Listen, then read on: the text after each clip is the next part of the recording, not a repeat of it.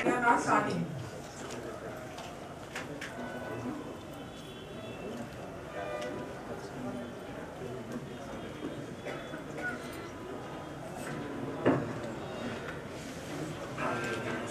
గారు ఏ ఒక్కరి కోసమో కౌన్సిల్ సమావేశం బ్రేక్ చేయడం సరికాదు.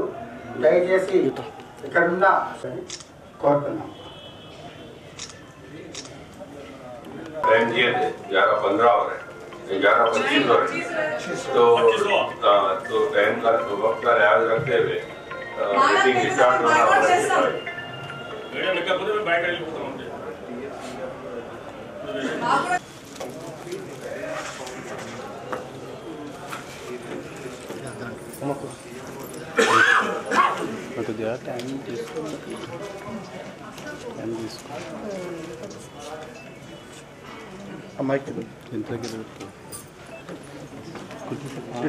వెయిటింగ్ లో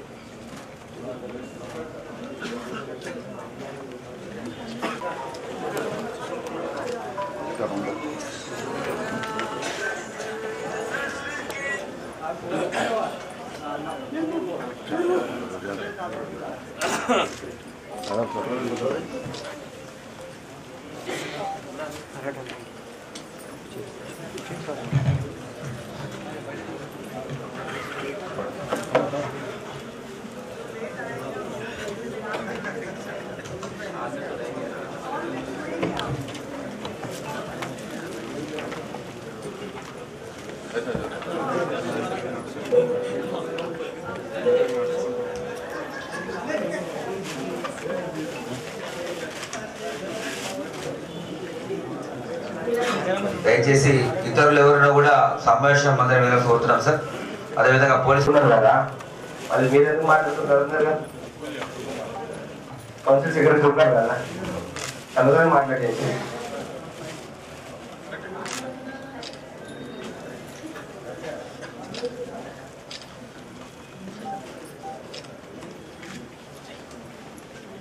ఇప్పటి నుంచి మీరు కూర్చున్నాండి. నరేంద్ర సారు ఇప్పటి నుంచి మీరు కూర్చున్నాండి.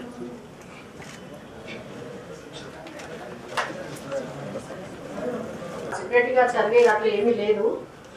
దానికి ఫస్ట్ టైం కాబట్టి వాళ్ళకి అట్లాంటి ఎక్స్పీరియన్సెస్ ఏమి లేవు. కాబట్టి ఎందుకంటే ఆయన పర్ఫెక్ట్ ఉన్నారు, ఏదైనా కూడా క్లియర్ గా చెప్పగలుగుతారు, చదవగలుగుతారు. అది ఎలా చేయాలి?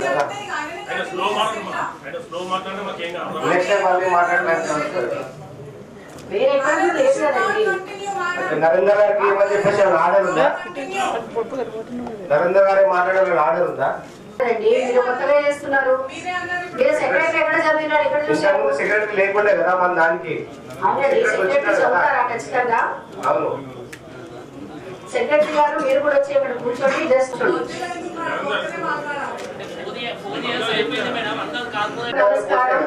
నేటి బడ్జెట్ కౌన్సిల్ ప్రత్యేక సర్వసభ్య సమావేశానికి ఇచ్చేసినటువంటి గౌరవ కార్పొరేటర్లకి, అలాగే గౌరవ కోఆప్షన్ మెంబర్స్ కి, ఎక్స్ అఫీషియో మెంబర్ అయినటువంటి గౌరవ ఎమ్మెల్సీ బి మహేష్ కుమార్ గౌడ్ గారికి, అలాగే నగర గౌరవ శాసనసభ్యులు ధన్పాల్ సూర్యనారాయణ గుప్తా గారికి, అలాగే గౌరవ కలెక్టర్ రాజీవ్ గాంధీ గారికి, అలాగే గౌరవ డిప్యూటీ మేయర్ ఇద్రీస్ ఖాన్ గారికి, గౌరవ కమిషనర్ మాల్దా ముఖర్జీ గారికి, మరియు మున్సిపల్ అధికారులందరికీ కూడా, ఆయా డిపార్ట్మెంట్స్ వచ్చినటువంటి అధికారులందరికీ కూడా స్వాగతం, సుస్వాగతం. నేటి బడ్జెట్ కు సంబంధించిన ఎజెండా అంశాలను సెక్రటరీ గారు చదివి వినిపించాలని కోరుతున్నాను. వాళ్ళు పరిచయం చేసుకోవాల్సింది కూడా, ఎందుకంటే అందరు కార్పొరేటర్స్ అందరూ ఉన్నారు కాబట్టి మిమ్మల్ని పరిచయం చేసుకోవాల్సిందిగా కోరుతున్నాను.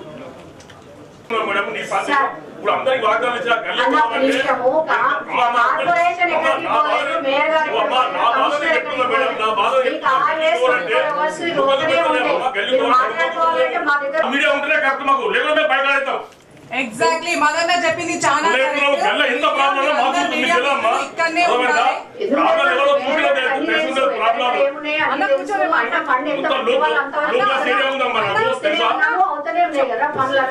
Madam 1 second. MLA Dhanpal Suryanarayana గారికి, ఎమ్మెల్సీ మహేష్ కుమార్ గారికి స్వాగతం సుస్వాగతం. ఇక్కడికి విచ్చేసిన కలెక్టర్ గారికి, కమిషనర్ గారికి, మేయర్ గారికి, కార్పొరేటర్స్ అందరికీ, ఇక్కడికి విచ్చేసిన అధికారులందరికీ నమస్కారం. Madam One second, please. One second, please. My dear brother, please, you don't interrupt in middle. Let me talk. Why are you talking? మీరు చూడండి, మేడం, కేంద్ర రాష్ట్ర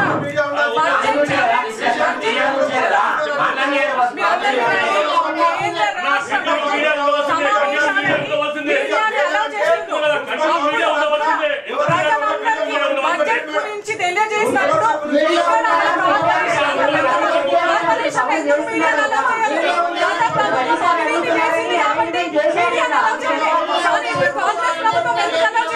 కమిషనర్ గారు please you have to take the permission.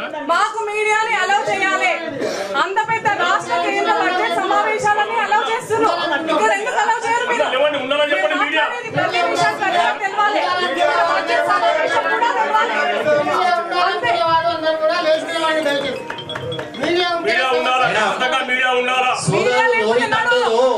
సమస్యనే లేదు. Discussion media గురించి జరుగుతుంది.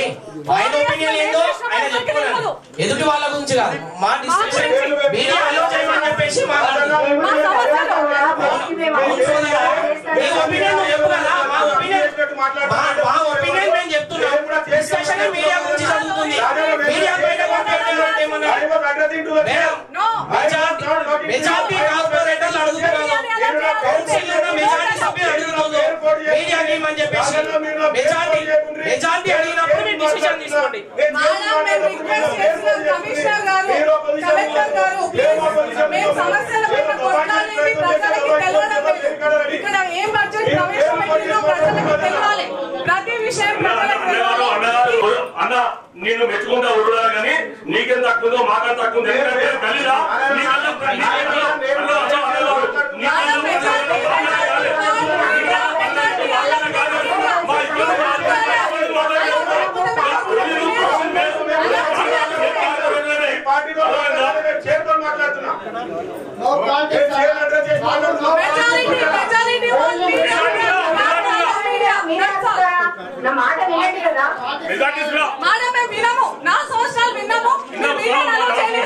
ఎందుకు allow చేయలేదు అంటే మీకు తెలుసు, మాకు తెలుసు, ప్రజలకు తెలుసు. ఇప్పుడు కాంగ్రెస్ ప్రభుత్వం వచ్చింది, బరాబర్ మీరు పర్మిషన్ తీసుకొని మీడియాను అలౌ చేయండి. చిత్రా మిశ్రా గారు ఉన్నప్పుడు ప్రైవేట్ మీడియా పెట్టినామని అది బయట టెలికాస్ట్ చేయలేదు. మేము సమస్యల పైన కొట్లాడేది ఎవరికి తెలియదు. మాకు ఎన్ని సమస్యలు ఉన్నాయి గల్లీలో.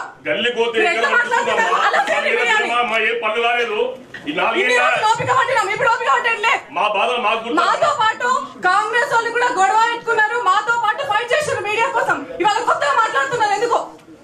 ఆ రోజు ఎందుకు మాట్లాడారు? అయినా అలా చేయాలి. అంత కొత్తగా చెప్తున్నారు.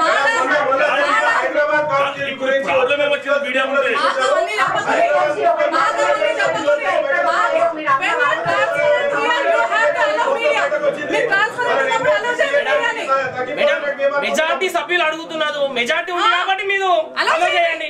ఏమైనా అలౌ చేస్తే ఇప్పుడు ఈ విషయం మాట్లాడేది మెజారిటీ ఉంది కదా. మెజారిటీ సభ్యులు అడుగుతున్నప్పుడు అలౌ చేయండి. మెజారిటీ సభ్యులు అడిగినప్పుడు ఇబ్బంది ఏముంది మేడం? మెజారిటీ లేక మెజారిటీ సభ్యుల ఒపీనియన్ లేకపోతే మీరు ఆలోచించాలి. ఎందుకు ఇక్కడ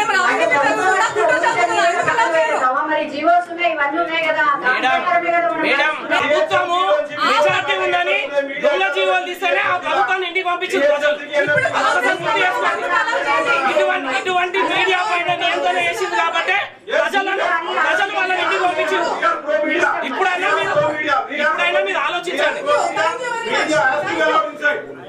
ఇప్పుడున్న ప్రభుత్వం ఇప్పుడు పర్మిషన్ తీసుకొని అలౌ చేయండి. ప్రభుత్వము మీడియా నియంత్రించింది. అటువంటి దొంగ జీవోలు తీసింది కాబట్టి ఆ ప్రభుత్వాన్ని ఈ రోజు ప్రజలు ఇంటికి పంపించారు. ప్రభుత్వం వచ్చి 3 నెలలు అయిపోతుంది, 2 నెలలు గడుస్తుంది. మీరు పర్మిషన్ ఇవ్వండి. 100% మీడియా పర్మిషన్.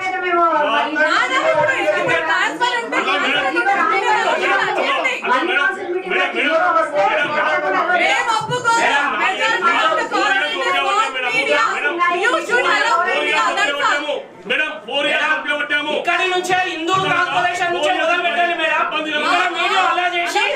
ఇక్కడ కౌన్సిల్ లో తీర్మానం చేశామని చెప్పేసి పంపించండి. నిజామాబాద్ కార్పొరేషన్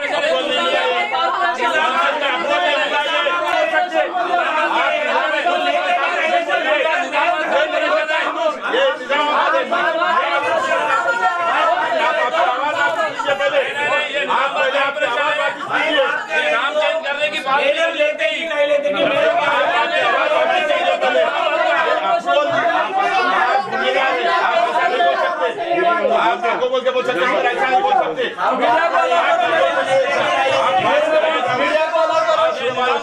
आप ऐसा नहीं बोल सकते, मीडिया बोला करो।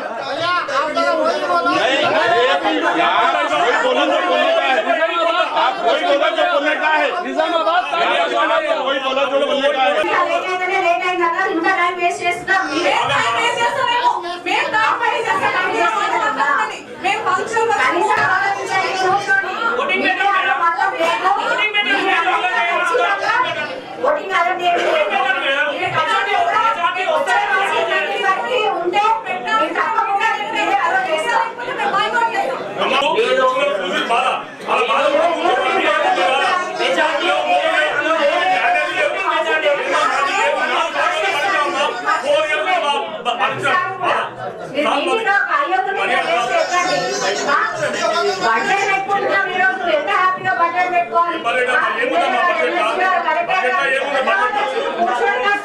चालू करो मैडम मीटिंग प्लीज मीडिया వెళ్ళాలి మీరు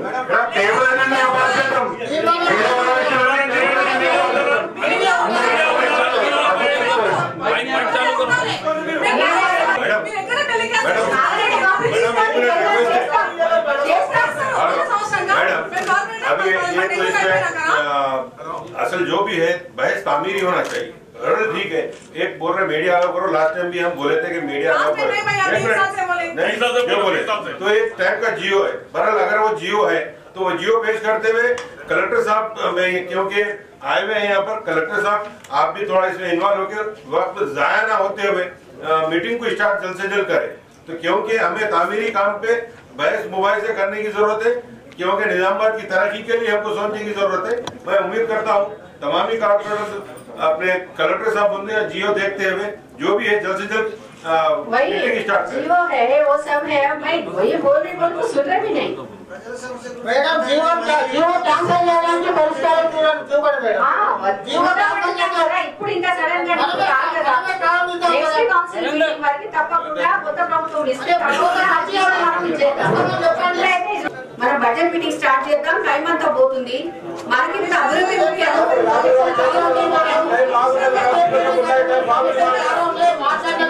మనం సృష్టించుకునే కాదు కదా, పైనుంచి వచ్చినాయి కదా ఇవి, వీటిని కూడా గౌరవించాలి కదా. కూర్చోండి దయచేసి.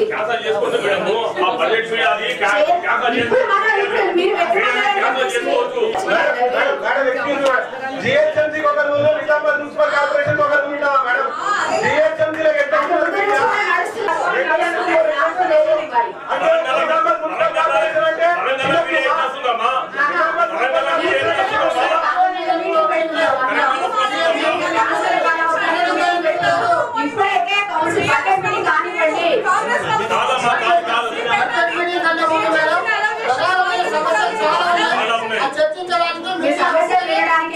సిద్ధంగానే ఉంటాం. కార్పొరేషన్ ఎట్టుకోదు, మేము ఎట్టుకోవడం మా తర్వాత అన్ని మాట్లాడుకుంటాం.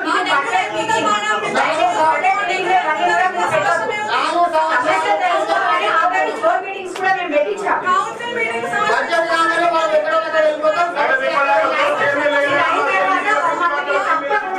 జనరల్ బాడీ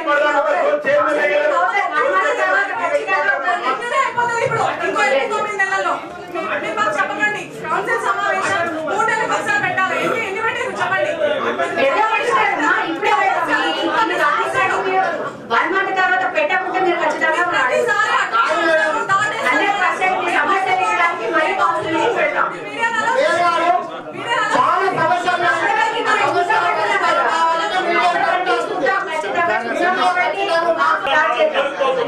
కూర్చోండి కూర్చోండి.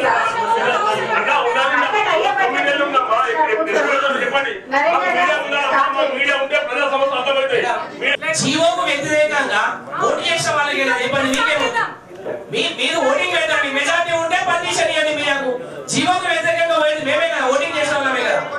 మీకు వచ్చిన ఇబ్బంది ఏముంది మేడం? పర్మిషన్ ఇవ్వండి. కలెక్టర్ గారు కమిషనర్ గారు ఇద్దరు ప్రధాన అధికారులు కాబట్టి మీరు నిర్ణయం చేయండి సార్. దీనికి మీరు ఓటింగ్ పెట్టండి. ఓటింగ్ పెట్టండి. మాట్లాడుతున్నారు. మేయర్ గారు ఉన్న తర్వాత మేయర్ గారు మీరు the superior boss to the council. You have to take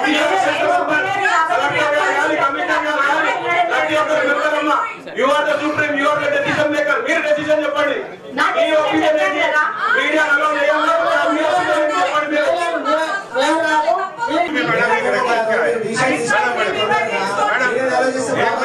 मेरे को भाई जब से बोलते आ रहे हैं आपके क्या है मीडिया के तरफ से बहुत सीधा ये यहाँ पर बहुत सारे लोग मीडिया अलो करो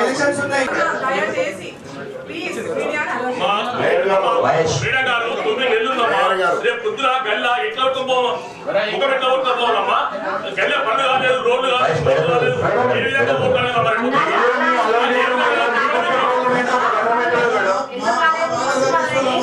గల్లీలో పనులు చేయకపోయింది గత ప్రభుత్వం అయితే. గల్లీలో ప్రజలు అనుకుంటున్నారు ఉన్న కార్పొరేటర్లు పనిచేస్తలేరని. వాళ్ళకి తెలియాలి కదా గత ప్రభుత్వం ఎట్లా పనిచేస్తుందో వాళ్ళకి తెలియాలా. అది మా చేతకాంతాలు అనుకుంటారు. వారి పక్షాలు కొట్లాడే బయట కానిస్తారమ్మా మీరు. గత ప్రభుత్వం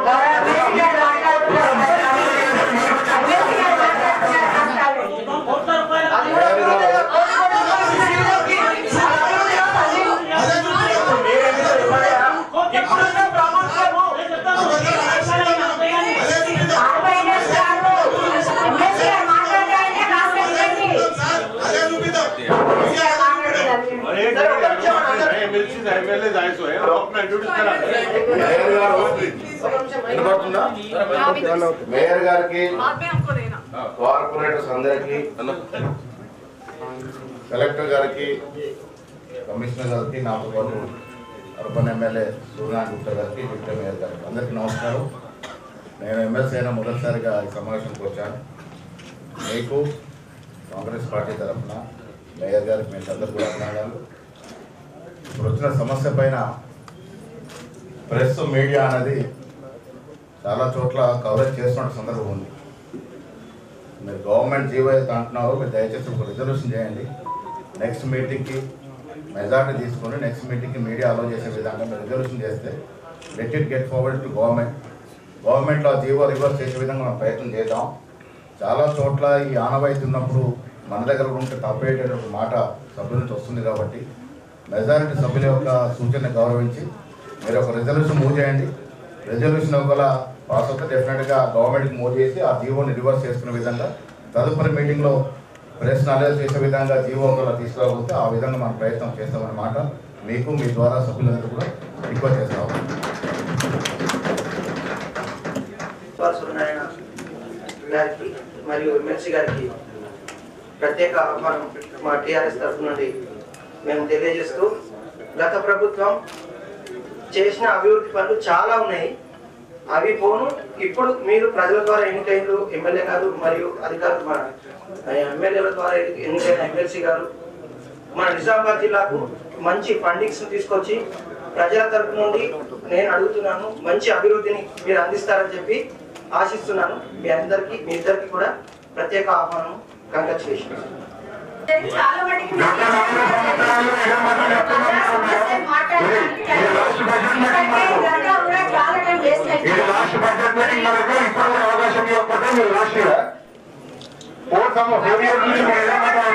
దేనికి వేస్ట్ అయిపోతుంది. బడ్జెట్ మీటింగ్ పెడుతున్నాం కదా, జోన్ మీటింగ్ లో మేడం సమస్యల తర్వాత బడ్జెట్ మీటింగ్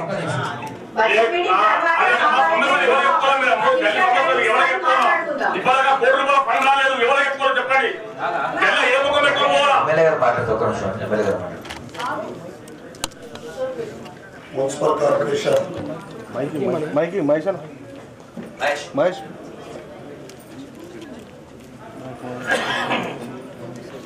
నగరపాలక సంస్థ బడ్జెట్ సమావేశానికి ఈ సమావేశంలో పాల్గొంటున్న మేయర్ గారికి, కలెక్టర్ గారికి, కమిషనర్ గారికి, ఎమ్మెల్సీ సోదరుడు మహేష్ కుమార్ గౌడ్ గారికి మరియు కార్పొరేటర్లకు, అధికారులకు మరియు నిజామాబాద్ ప్రజలు నన్ను గెలిపించి ఈ మున్సిపల్ కోఆప్షన్ మెంబర్గా పంపించిన నిజామాబాద్ ప్రజలందరికీ కూడా నేను ధన్యవాదాలు చెప్తున్నాను. ఏదైతే మీడియా అనేది ఇష్యూ వస్తుందో చట్టసభల్లో, పార్లమెంట్లో, లోక్సభలో కానీ, రాజ్యసభలో కానీ, అసెంబ్లీలో కానీ, జిహెచ్ఎంసీలో కానీ అన్నక్కడ కూడా ఆలోచిస్తూ ఉన్నారు. అదేవిధంగా 10 సంవత్సరాల క్రితం గత ప్రభుత్వం, బీఆర్ఎస్ ప్రభుత్వం కన్నా ముందు కాంగ్రెస్ ప్రభుత్వం ఉన్నప్పుడు కూడా మీడియా అలో చేసేది. ఈ కార్పొరేటర్ల తపన ఏంటంటే, మరి మీరు కౌన్సిల్లో మీరు మాట్లాడుతున్నారా లేదా, మాట్లాడుకోండి. సమస్యలు, అనేక సమస్యలు ఎక్కడ వెళ్తే అక్కడ ప్రతి డివిజన్లో కూడా రోడ్లు, డ్రైనేజీలు, వాటర్, స్ట్రీట్ లైట్లు, మౌలిక సదుపాయాలకు దూరమైన ఈ నిజామాబాద్ నగరము ప్రజలందరూ కూడా ఎదురు చూస్తూ ఉన్నారు. ఇప్పుడు బీఆర్ఎస్ కౌన్సిలర్ సోదరుడు చెప్పినట్టు ఏదైతే నిధులు ఇప్పుడు కూడా కార్పొరేషన్కి వస్తున్నాయంటే ఆ సెంట్రల్ నుంచే మేజర్గా వస్తూ ఉంది. 15th ఫైనాన్స్ నుంచి కానీ, ఇతర స్కీమ్ల ద్వారా కానీ, అమృత్ స్కీమ్ ద్వారా కానీ మేజర్గా ఫండ్ వచ్చేది సెంట్రల్ నుంచి వస్తుందని తెలుసుకోవాల్సిందిగా నేను మీ అందరికి కోరుతా ఉన్నాను. అదేవిధంగా ఏదైతే నేను బడ్జెట్ కాపీని ఇక్కడ రెవెన్యూ ఏదైతే ఇక్కడ నిజామాబాద్లో వస్తూ ఉందో అది ఖర్చులకు లోటు బడ్జెట్. నిజంగా చెప్పాలంటే పట్టణ ప్రగతి ఫండ్స్ నుంచి 15th ఫైనాన్స్ ఫండ్ నుంచి మనము ఇక్కడ డైవర్ట్ చేస్తూ ఉన్నాము. ఇంకొకటి మేయర్ గారు ఏదో టైం అయిపోతూ ఉంది, టైం గడిచిపోతూ ఉంది. దయచేసి టైం లిమిట్ పెట్టకండి. ఈ ఒక్కరోజు కాకుండా 2 రోజులు ఎక్స్టెండ్ చేయాలని నేను కోరుతా ఉన్నాను. 2 రోజులు చేయొచ్చు, 3 రోజులు కూడా చేయొచ్చు. గతంలో మీరు టైం లిమిటేషన్ పెట్టినట్టున్నారు. టైం లిమిటేషన్ పెట్టకుండా ఈరోజు కాకుంటే బడ్జెట్ కాపీ ప్రతి ఒక్కరికి ఇన్ డీటెయిల్గా పోవాలి. 2 రోజుల 3 రోజుల ఈ సమావేశం జరపాలని కోరుతా ఉన్నాను. ఈనాటి ఈ బడ్జెట్ సమావేశానికి నూతనంగా ఎన్నికైన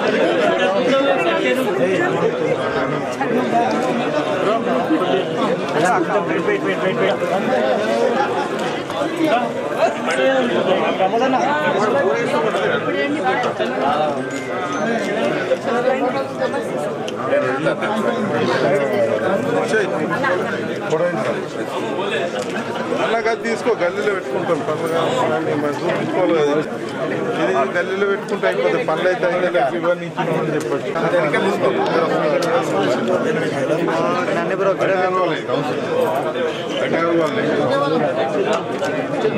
నూతున్నావు మరి జరుగు అంటే బయట థ్యాంక్ యూ.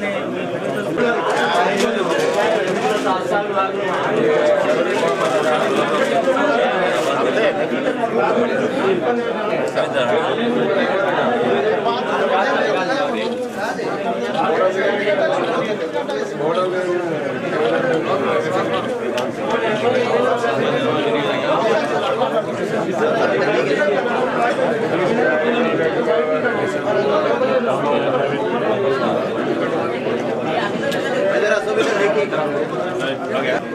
275 దాదాపు 275 కోట్లతో బడ్జెట్ ఆమోదం చేసుకోవడం జరిగింది. నేను మొదటిసారిగా ఈ సమావేశానికి హాజరైనాను. నేను మా మిత్రులకి, కార్పొరేటర్లకి, స్థానిక ఎమ్మెల్యేకి అందరికీ ఒకటే విజ్ఞప్తి చేశాను. పార్టీలు అనేవి అందరికీ ప్రాముఖ్యమే. నా పార్టీలు బయట ఉండాలి. మున్సిపల్ సమావేశం చేపట్టినప్పుడు పార్టీలకు అతీతంగా నిజామాబాద్ పట్టణాన్ని ఏ విధంగా అభివృద్ధి చేసుకోవాలో దాని మీద మనం ప్రత్యేక దృష్టి పెట్టాల్సిన అవసరం ఉంది. ఎన్నికల వరకు పార్టీలు, ఎన్నికలైన తర్వాత అన్ని పార్టీల యొక్క ప్రజాప్రతినిధులు కలిసికట్టుగా నిజామాబాద్ పట్టణాన్ని, జిల్లాని అభివృద్ధి చేసుకోవాల్సిన అవసరం ఉన్నది. ఒకప్పుడు ధనాగారంగా, పారిశ్రామికంగా ఎంతో పేరున్నట్టు నిజామాబాద్ క్రమేణా తగ్గుతూ పోయింది. ఆ పూర్వ వైభవాన్ని తీసుకురావడానికి ఇక్కడ ఉన్నటువంటి శాసనసభ్యులు కానీ, నిజామాబాద్ పట్టణం విషయానికి వచ్చిన కార్పొరేటర్ కానీ అందరం కూడా సమిష్టిగా కృషి చేసుకొని ముందుకు సాగాల్సిన అవసరం ఉందనే మాట కౌన్సిల్ సమావేశంలో చెప్పడం జరిగింది. భవిష్యత్తులో నిజామాబాద్ పట్టణానికి సంబంధించిన ఏ సమస్య ఉన్నా అందరితో కలిసి ముఖ్యమంత్రి వారికి వెళ్ళి సమస్యని పరిష్కారం చేసుకోవడానికి మా వంతు కృషి చేస్తాం.